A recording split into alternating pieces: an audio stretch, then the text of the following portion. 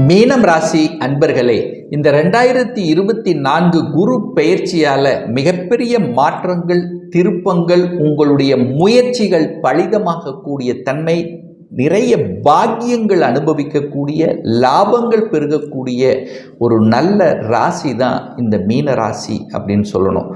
ஏன்னா குரு பகவான் 3ஆம் இடத்துல வந்து அமர்கிறார். 3ஆம் இடம் என்பது முயற்சி ஸ்தானம், தைரிய வீரியத்தை கொடுக்கக்கூடிய அமைப்பு அல்லவா. அப்ப எதையும் செய்யலாம், எதையும் சாதிக்கலாம் என்கின்ற உத்வேகத்தை தரக்கூடிய ஒரு பயிற்சியாக உங்களுக்கு அமைகிறது. அப்போ 3ஆம் இடம் என்பது புகழை தரக்கூடிய இடம். அப்போ உங்களுக்கு நீங்கள் செய்யக்கூடிய தொழிலாக இருந்தாலும், வேலையாக இருந்தாலும், உங்களுக்கு ஒரு புகழ், அங்கீகாரம், நீங்கள் யார் என்று சமூகத்துக்கு சொல்லக்கூடிய தன்மை. ஸோ அதனால் நீங்கள் செய்யக்கூடிய வேலையினால் புகழை அடையக்கூடிய ஒரு நல்ல வருடமாக உங்களுக்கு அமைகிறது. அந்த குரு பகவானும் பார்த்தீங்கன்னா எங்கே உட்கார்ந்துருக்கார் அப்படின்னா சுக்கிரனுடைய வீட்டில் உட்கார்ந்துருக்கார். அப்போ கலைத்துறையில் இருக்கக்கூடியவர்களுக்கு சாதிக்கக்கூடிய ஒரு நல்ல வருடமாக அமைகிறது. அதுவும் பர்டிகுலராக சொல்ல போனால் இசை சம்பந்தப்பட்ட துறையில், மியூசிக் சம்பந்தப்பட்ட துறையில், திரைப்பட துறையில் இருக்கின்றவர்களுக்கு சாதனை புரியக்கூடிய ஒரு நல்ல வருடமாக அமைகிறது. புதிய புதிய ஒப்பந்தங்கள் கிடைக்கும். அரசின் மூலமாக ஒப்பந்தங்கள் கிடைக்கக்கூடிய தன்மை, கலைத்துறையில் புதிய ஒப்பந்தங்கள் கிடைக்கக்கூடிய தன்மை, அதே சமயத்தில் அசையும் அசையா சொத்துக்கள் பத்திர பதிவு இந்த காலகட்டம் உங்களுக்கு நிச்சயமாக நடக்கும். அப்ப என்ன பண்ணுவீங்க, ஒரு வீடு வாங்குவீங்க, ஒரு இடம் வாங்கக்கூடிய யோகங்களை கொண்ட ஒரு குரு பயிற்சியாக அமைகிறது இந்த மீனராசி என்பவர்களுக்கு. அதே சமயத்தில் அந்த குரு பகவான் தனது 5ஆம் பார்வையாக 7ஆம் இடத்தை பார்க்கிறார். அப்ப திருமண தடை இருந்து கொண்டிருந்தது கடந்த வருடத்தில் பார்த்தீங்கன்னா, ஆனா இப்போ அந்த 7ஆம் இடத்தை பார்க்கிறார். உங்களுடைய ராசிநாதனான சொல்லக்கூடியவனும் அந்த குரு பார்த்தால் கோடி நன்மை என்று சொல்வார்களே. ஸோ அந்த வகையில் 7ஆம் இடத்தை பார்த்து புனிதப்படுத்துறதுனால திருமணம் சார்ந்த சுப காரியங்கள் உங்களுக்கோ உங்கள் குடும்ப உறுப்பினருக்கோ நடக்கக்கூடிய நிகழ்வுகளை ஏற்படுத்தும். அதே சமயத்தில் கணவன் மனைவி 2 பேரும் செட்டில் ஆகக்கூடிய தன்மை ஏற்படுத்தும்.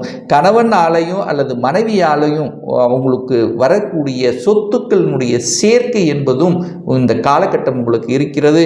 அதே சமயத்தில் கூட்டு தொழிலில் இருந்து அதில் சின்ன சின்ன பிரச்சனையாக இருந்துகின்றவர்களுக்கெல்லாம் அந்த கூட்டு தொழில் இருக்கக்கூடிய பிரச்சனைகள் விலகக்கூடிய ஒரு நல்ல காலகட்டம். கூட்டு தொழிலின் மூலமாக நல்ல லாபங்கள் பெறக்கூடிய தன்மையும் இந்த காலகட்டம் உங்களுக்கு சிறப்பாக இருக்கிறது. சமூகத்தில் பார்த்தீங்கன்னா நற்பெயர் கிடைக்கக்கூடிய தன்மை, சமூகத்தில் ஈடுபாடு இருக்கும், சமூகத்தில் உங்களுக்கு அங்கீகாரம் கிடைக்கக்கூடிய தன்மைகள் இந்த காலகட்டத்தில் இருக்கிறது. பெரிய மனிதர்களினுடைய தொடர்புகளை ஏற்படுத்தும். அரசு சார்ந்த துறையில் இருப்பவர்களுக்கு புதிவகாக, அதாவது அரசு சம்பந்தப்பட்ட புதிய ஒப்பந்தங்கள் கிடைக்கும். அல்லது அவர்களுக்கு அரசு சம்பந்தப்பட்ட துறையில் இருப்பவர்களுக்கு இடமாற்றங்களும் ப்ரமோஷனும் கிடைக்கக்கூடிய ஒரு நல்ல காலகட்டமாக அமைகிறது. அந்த குரு பகவான் சப்தம பார்வையாக அந்த 9ஆம் இடமான பாக்கியஸ்தானத்தை பார்க்கிறார். அப்போ கடந்த காலத்தில் பார்த்தீங்கன்னா அந்த சனி பகவான் 9ஆம் இடத்தை பார்த்து அந்த 9ஆம் இடமான பூர்வீகத்தை கெடுத்து கொண்டிருந்தது. ஆனால் இப்போ உங்கள் ராசிநாதன் அந்த 9ஆம் இடத்தை பார்க்கறதுனால பூர்வீகம் செல்லக்கூடிய தன்மை, பூர்வீகம் சார்ந்த விஷயத்தில் இருந்து வந்த பிரச்சனைகள், பாக பிரச்சனை, சொத்து பிரச்சனை, அண்ணன் தம்பி அக்கா தங்கச்சிக்குள்ள இருந்து வந்த பிரச்சனைகள், இது எல்லாமே விலகக்கூடிய ஒரு நல்ல காலகட்டமாக அமைகிறது. அப்போ பாக்கியங்கள் பெருகக்கூடிய தன்மை. அப்போ கடந்த காலத்தில் எந்த பாக்கியங்கள் நமக்கு கிடைக்கலையே என்று ஏங்கி தவித்து கொண்டிருந்தவர்களுக்கு நல்ல பல பாக்கியங்கள். என்ன பாக்கியம்? குழந்தை பாக்கியம் இல்லையா? நிச்சயமா இந்த வருடத்தில் ஒரு மழலை சத்தம் உங்கள் குடும்பத்தில் கேட்கக்கூடிய வாய்ப்புகள், சந்தர்ப்பங்கள் மிகுதியாக இருக்கிறது. தன பாக்கியம் கிடைக்கலையா? நல்ல உழைப்பு பெற்ற அந்த உழைப்பு கேட்ட ஊதியம் கிடைக்கலையே, எனக்கு ஒரு பதவி கிடைக்கலையே, ஒரு ப்ரமோஷன் கிடைக்கலையே, ஆனால் தொழிலை விரிவுபடுத்த முடியலையே. ஸோ இந்த மாதிரி இருக்கின்றவர்களுக்கு எல்லாமே இப்போ லாபஸ்தானத்தை அந்த குரு பார்க்கறதுனால தன காரகன் என்று சொல்லக்கூடிய குரு பகவான், 10ஆம் அதிபதி என்று சொல்லக்கூடிய அந்த குரு பகவான் 11ஆம் இடத்தை பார்க்கிறார். அப்ப 11ஆம் இடம் என்பது லாபத்தை கொடுக்கக்கூடிய அமைப்பு அல்லவா. அப்ப இந்த வருடம் உங்களுக்கு லாபத்தை தரக்கூடிய ஒரு நல்ல வருடம். பணம் கிடைக்கும், பணம் எந்த வழி, நீ எந்த தொழில் இருந்தாலும் அந்த தொழில் மூலமாக லாபத்தை அனுபவிக்கக்கூடிய தன்மை, அதுவும் குறிப்பாக சொல்லிக் கொடுத்தல், போதனைகளை செய்வது, இந்த மாதிரி தன்னுடைய பேச்சு அறிவை வச்சு செய்யக்கூடிய தொழில்கள் மூலமாக ஒரு நல்ல வருமானத்தை பெற்றுத்தரக்கூடிய அமைப்பு. அப்ப குரு 10ஆம் அதிபதியாக இருக்கிறதுனால அந்த போதனைகளை செய்வது, சட்டம், நீதித்துறை, வங்கி சார்ந்த விஷயங்கள், தங்கம் சார்ந்த துறையில் இருக்கின்றவர்களுக்கும் கூடுதல் வளர்ச்சி பெறக்கூடிய ஒரு நல்ல வருடமாக உங்களுக்கு அமைகிறது. அப்போ அந்த 2ஆம் இடத்தை சனி பார்க்கறதுனால என்ன, குடும்பம் சார்ந்த விஷயத்துல மட்டும் நீங்க கொஞ்சம் விட்டு கொடுத்து அனுசரணையோடு செல்லணும் அப்படிங்கிறத மைண்டில் வச்சுக்கோங்க. ஏன்னா உங்க ராசிலேயே ராகு இருக்கார். அப்ப சர்ப்ப கிரகங்களுடைய தொடர்பு இருக்கிறதுனால நிச்சயமாக, அதாவது கணவன் மனைவி உங்களுக்குள்ளே பிரச்சனை வருதோ இல்லையோ, மற்றவர்களுடைய குறுக்கீடு, குடும்ப உறுப்பினர்களின் குறுக்கீடு அல்லது அந்நியர்களுடைய குறுக்கீடு உங்க குடும்பம் சார்ந்த விஷயத்தில் வரும்.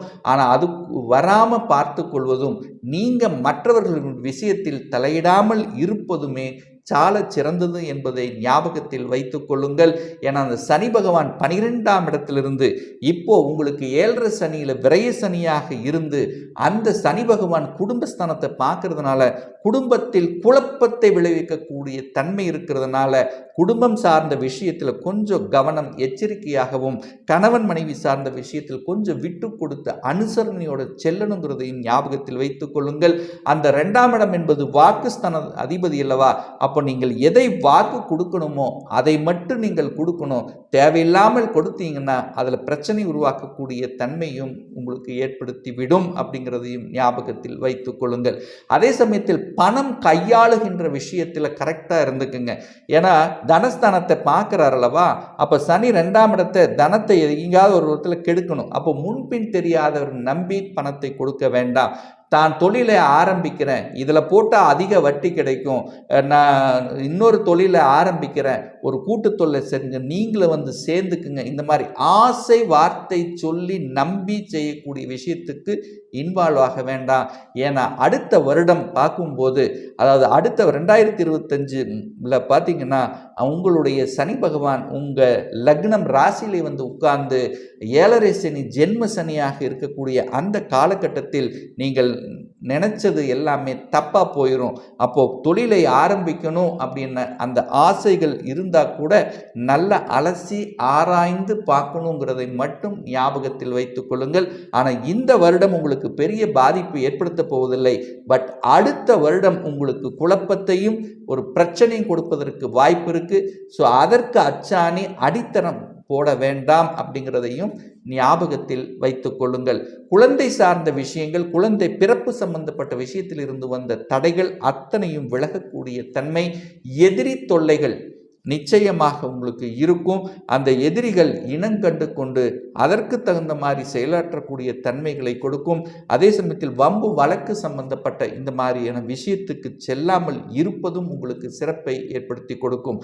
சனி பகவான் 12ஆம் இடத்துல ஆட்சி பலம் பெற்று வலிமையாக இருக்கிறதுனாலையும், அந்த ராகு பகவான் உங்க ராசியிலேயே இருக்கின்ற காரணத்தால எந்த ஒரு புதிய முயற்சி எடுத்தாலும் ஒரு தடவைக்கு 2 தடவை ரொம்ப யோசித்து செயல்படுத்தணும் அப்படிங்கிறதையும் ஞாபகத்தில் வைத்துக் கொள்ளுங்கள். குருவின் மூலமாக உங்களுக்கு நற்பலன் நடக்கப் போகிறது. குருமார்களினுடைய ஆசீர்வாதம் கிடைக்கப் போகிறது. கடவுளினுடைய அனுகிரகம் உங்களுக்கு கிடைக்கப் போகிறது. தொழிலில் மேன்மை தரப்போகிறது. ஏன்னா தொழில் ஸ்தானத்தின் அதிபதி தான் அந்த குரு பகவான் அல்லவா. அப்போ அந்த குரு பகவான் 3ஆம் இடத்திலிருந்து பாக்கியஸ்தானத்தை பார்க்கிறார். ஒரு நல்ல பாக்கியம் உங்களுக்கு கிடைக்கப் பெறுகிறது அப்படிங்கிறதையும் நீங்கள் ஞாபகத்தில் வைத்துக் கொள்ளுங்கள். அதே சமயத்தில் வெளிநாட்டு சார்ந்த விஷயங்கள், அந்நிய மதத்தினர் மூலமாக சில பல நல்ல காரியங்கள், அதாவது ஒரு வெளிநாட்டு தொடர்புகளை உருவாக்கக்கூடிய தன்மைகள், வேலை அப்படின்னா வெளிநாட்டு வேலை என்பது உங்களுக்கு இருக்கக்கூடிய தன்மை. ஒரு சிலருக்கு பார்த்தீங்கன்னா இந்த இம்போர்ட் எக்ஸ்போர்ட், அதாவது வெளிநாட்டு தொடர்புகளை உருவாக்கக்கூடிய வாய்ப்புகளும் சந்தர்ப்பங்களும் இருக்கிறது. உங்க ராசிநாதன் குரு அங்கிறதுனால இந்த குரு பயிற்சியால ஒரு நல்ல யோகத்தையும் அதிர்ஷ்டத்தையும் பெறணும் அப்படின்னா ஒவ்வொரு வியாழக்கிழமை என்று தட்சிணாமூர்த்தியை சென்று வழிபடுவதும், அல்லது இந்த வருடத்தில் ஒரு முறையாவது திருச்செந்தூரில் இருக்கக்கூடிய முருகப்பெருமானை வழிபடுவதும் அனைத்து விதத்திலும் உங்களுக்கு நன்மையை ஏற்படுத்தி கொடுக்குங்கிறதுல எந்தவித மாற்று கருத்தும் கிடையாது.